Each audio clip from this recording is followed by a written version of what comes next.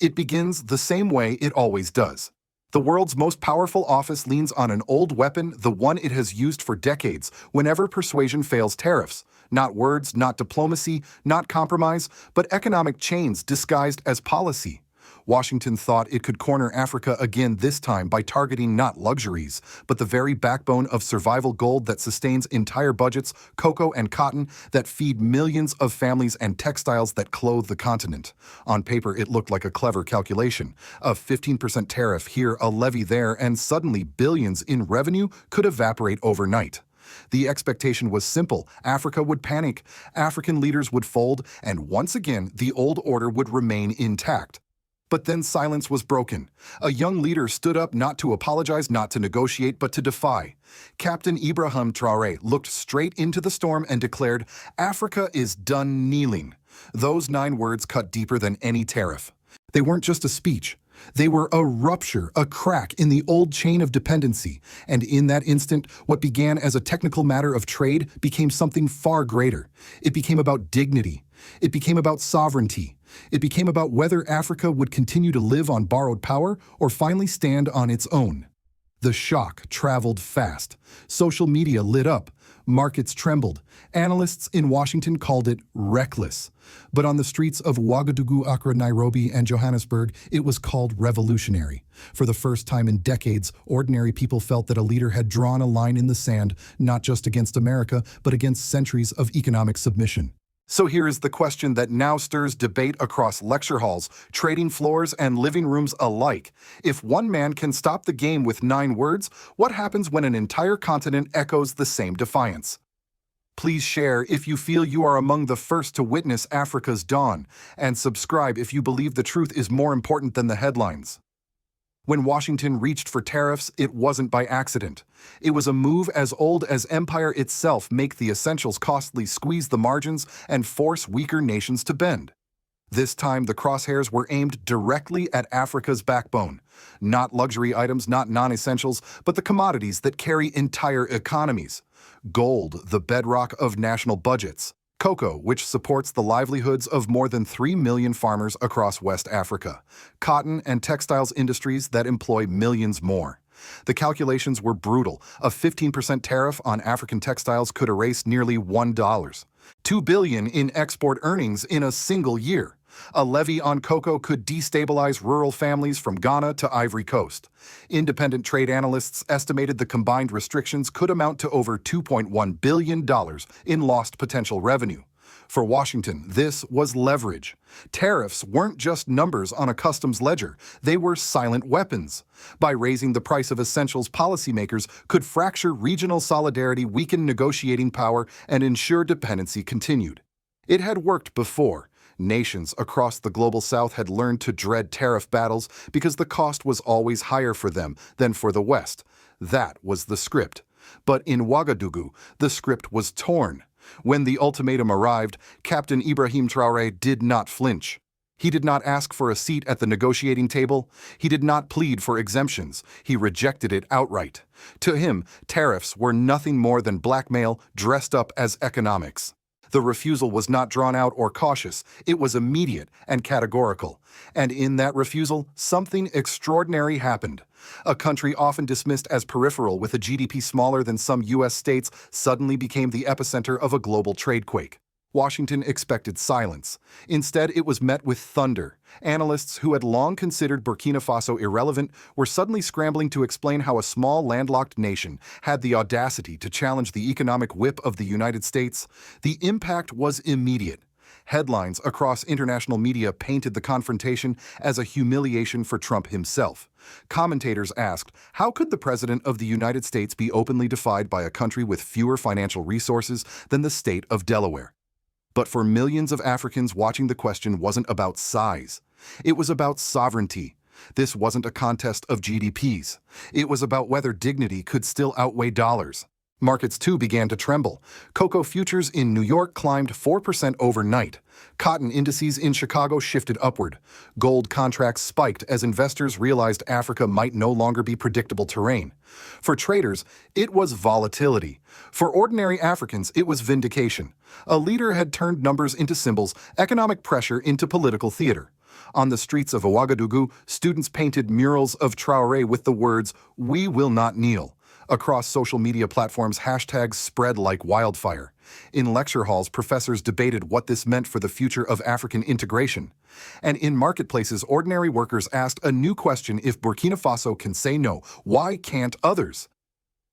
The symbolism mattered more than the spreadsheets. For decades, tariffs had been a leash, reminding nations of their place in the global hierarchy. But in a single act of defiance, that leash looked frayed. Traoré's words echoed beyond Burkina Faso. They became a mirror held up to the old order, reflecting weakness instead of strength. And this is the true heart of the event. It wasn't simply about a tax on cocoa or cotton. It wasn't even about the $600 million in exports at risk. It was about the collapse of inevitability, the unspoken assumption that Africa would always fold under pressure. Once that illusion was broken, the debate was no longer about percentages. It was about principle. Thus, the stage was set for something larger than tariffs. In rejecting blackmail, Traoré had transformed an economic ultimatum into a political awakening. The question no longer belonged to Washington alone. It belonged to an entire continent, now wondering what happens when dignity, not dependency, becomes the starting point of trade. The silence that followed Traoré's defiance lasted barely a moment before the shockwaves spread. Within 72 hours, 34 African nations rallied behind him. What Washington had calculated as a lone outburst was in reality the spark of continental unity. The African Union, often dismissed as ceremonial and slow-moving, suddenly acted like a living shield. Emergency agreements were triggered to reroute trade pool financial reserves and coordinate supply chains. What was meant to isolate one nation instead reinforced them all. Numbers told a staggering story. Nearly 95% of the projected impact of U.S. tariffs was offset through rapid coordination. From West African cocoa fields to East African textile hubs, intercontinental trade flows worth an estimated $18.6 billion were protected. Jobs that might have vanished remained intact. Currencies that once wavered under external pressure stabilized. And yet the most powerful impact could not be measured in numbers. It was the psychological shift. Across African capitals, people poured into the streets waving flags. In Accra, crowds gathered outside parliament chanting, "Sovereignty is not negotiable." In Addis Ababa, university students painted murals of Traoré, his dust-stained uniform immortalized, alongside words like, "Courage is contagious." In Nairobi, radio hosts debated whether Kenya should be next to reject tariff blackmail. In Johannesburg, workers' unions issued statements praising Burkina Faso for drawing the line that wealthier countries had long hesitated to draw. The symbolism was unmistakable.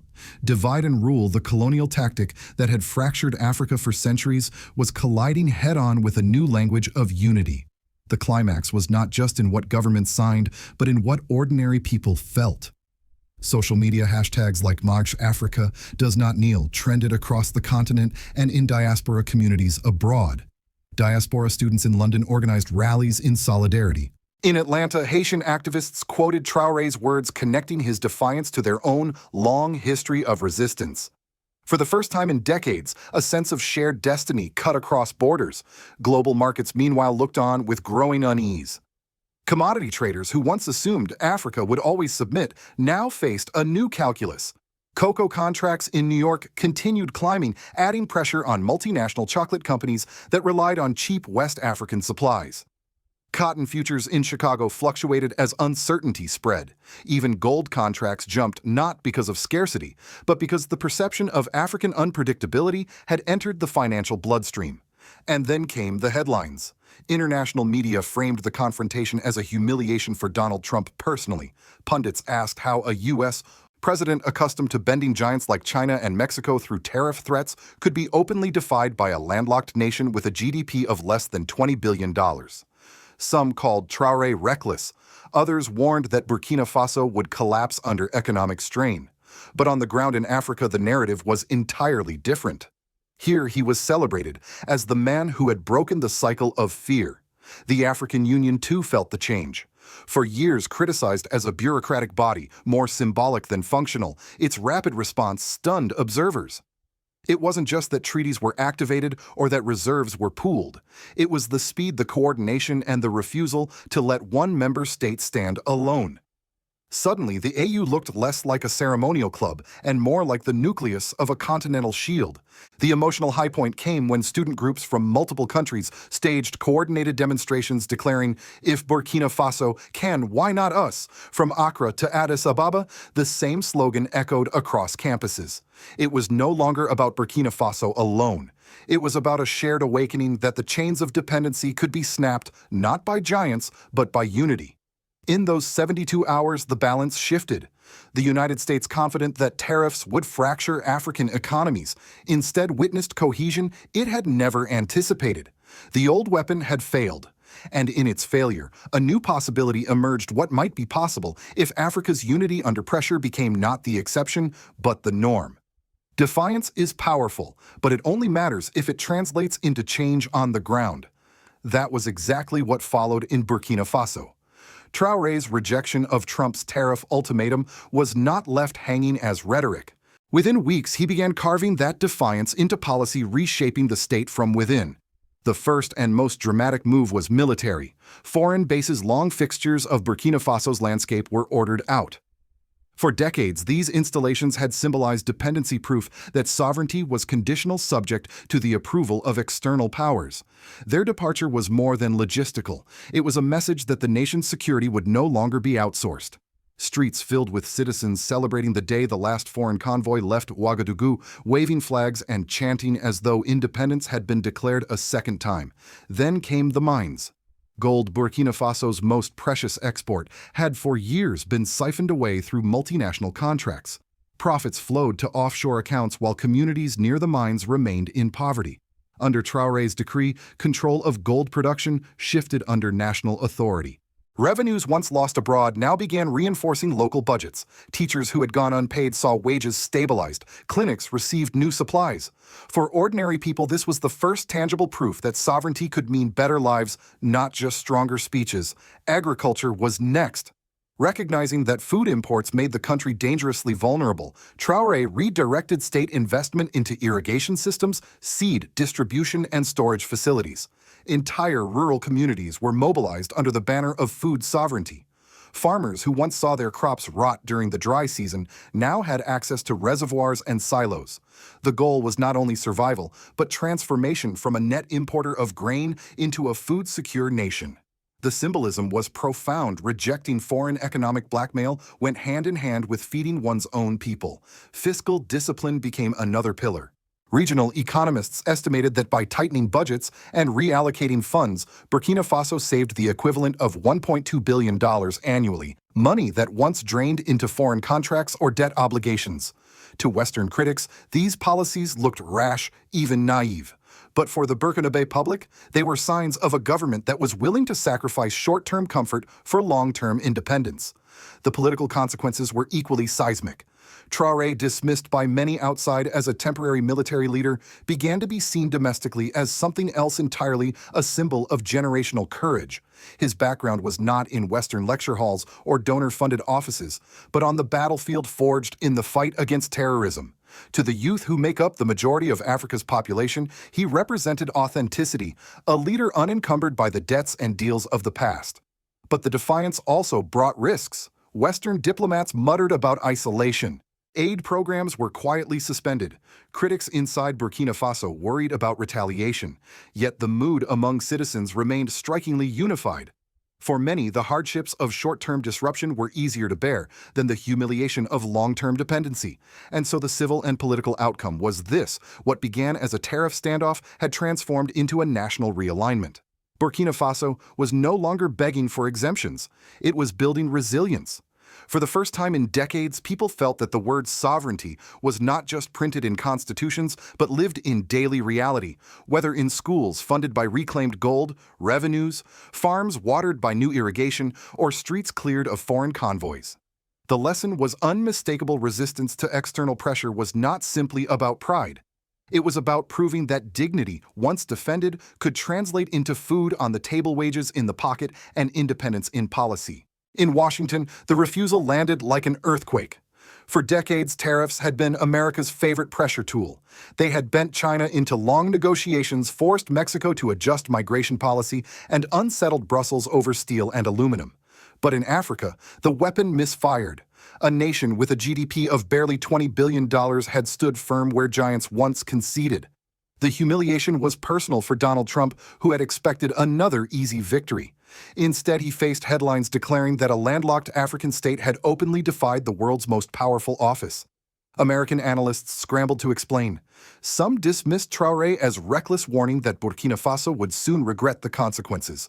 Others quietly admitted something more unsettling, that tariffs were becoming a blunt instrument in a world no longer defined by American primacy. The question whispered through think tanks was simple but profound. If tariffs could not bend Burkina Faso, how effective were they against a continent prepared to unite? The world beyond America was already answering that question. China was the first to step in, not with troops or ultimatums, but with markets. Beijing expanded mineral purchases, locking in contracts for cobalt, lithium, and manganese critical to the green transition. More importantly, it opened currency swap lines, allowing African central banks to bypass the US dollar. No longer shackled by Federal Reserve swings, Burkina Faso could settle trade in yuan, insulating itself from tariff shocks. Russia followed with its own counter. Moscow offered to buy African gold reserves at above-market rates while pairing the deals with security cooperation, radar systems, transport aircraft, and military training. For Burkina Faso, this meant gold no longer flowed out for paper promises, but for tangible systems of defense. The symbolism was unmistakable. Sovereignty was being traded for strength, not dependency. India added another layer. New Delhi signed long-term import deals for African grains, cotton, and cashew nuts. In return, it offered pharmaceutical exports at lower costs, bringing affordable medicine into African markets while boosting farmers' incomes. For families in Ouagadougou and Bamako, this wasn't abstract geopolitics. It meant cheaper drugs in clinics and higher earnings for rural households. Even Brazil re-emerged on the stage, expanding agricultural cooperation and creating reciprocal access to Latin American markets. And though Brussels officially echoed Washington's calls for restraint, European companies quietly increased their absorption of African exports. For Europe, the calculus was clear: losing Africa meant losing future growth. Together, these moves formed what African commentators called the Multipolar Shield. In finance, trade, agriculture, and security, Africa was no longer exposed to the single gatekeeper of Washington. Within 6 months, African states collectively secured more than $45 billion in swap lines, trade credits, and commodity contracts, more than the annual value of most Western aid programs. But unlike aid, these flows were not charity. They were negotiated exchanges based on dignity and capacity. To the West, this was a troubling trend. To Africa, it was liberation. Across global capitals, commentators recognized that a structural shift was underway. Tariffs, once the whip of empire, were now being dulled by a web of alternatives. What once coerced now provoked diversification. What once isolated now encouraged unity. And so from Washington to Brussels, from Beijing to New Delhi, one question began to take shape. Had the world reached the point where America's old economic weapons no longer worked? For Africa, the answer was already clear. Tariffs no longer carried fear. They carried opportunity, the chance to prove that sovereignty could be defended and that dignity could be traded on equal terms. What began as a technical dispute over tariffs has become something far greater: a declaration of independence in the 21st century. For decades, the world assumed that small nations would always bend under pressure, that Washington's tools of economic coercion would always succeed. But in Ouagadougou, that illusion was shattered. With 9 simple words, Africa is done kneeling, Ibrahim Traoré cracked the foundation of fear. The consequences are already visible. Foreign military convoys no longer patrol Burkinabe soil. Gold revenues, once siphoned abroad, now fund schools and clinics. Irrigation systems and seed programs are turning farmers into providers, not dependents. And perhaps most importantly, a new generation of Africans has seen that sovereignty is not an abstract idea buried in constitutions. It is a principle to be lived, defended, and demanded.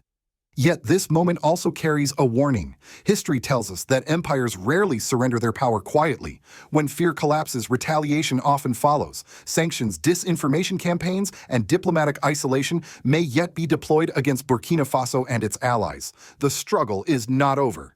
But what has changed is the balance of courage. Fear no longer belongs only to the weak. Now it stalks the powerful, who realize their old weapons are failing. For the United States and its allies, the lesson is clear: control through fear is losing its grip. For Africa, the opportunity is even clearer. Unity and vigilance must become habits, not exceptions. The shield that protected Burkina Faso in 72 hours could protect an entire continent for generations if leaders and citizens alike refuse to return to dependency. And here is where you, our viewers, come in. Do you believe this is truly the dawn of a new era where Africa writes its own economic destiny? Or do you think that President Ibrahim Traoré's defiance, however powerful, is just the spark before another storm? Can we continue to trust his strategies, or must Africa prepare for the next generation of leaders to carry the torch forward? These questions matter because the collapse of fear in one corner of the world can ripple across oceans. If a landlocked nation in the Sahel can redraw the rules of global trade, what might be possible for countries still trapped in dependency from Latin America to Southeast Asia? The old order is breaking. What rises in its place depends on what people choose to defend. Please share this video if you feel you are one of the first to witness Africa's new dawn. Subscribe if you believe the truth is more important than the headlines. And leave your thoughts below because history is being written right now and your voice deserves to be part of it.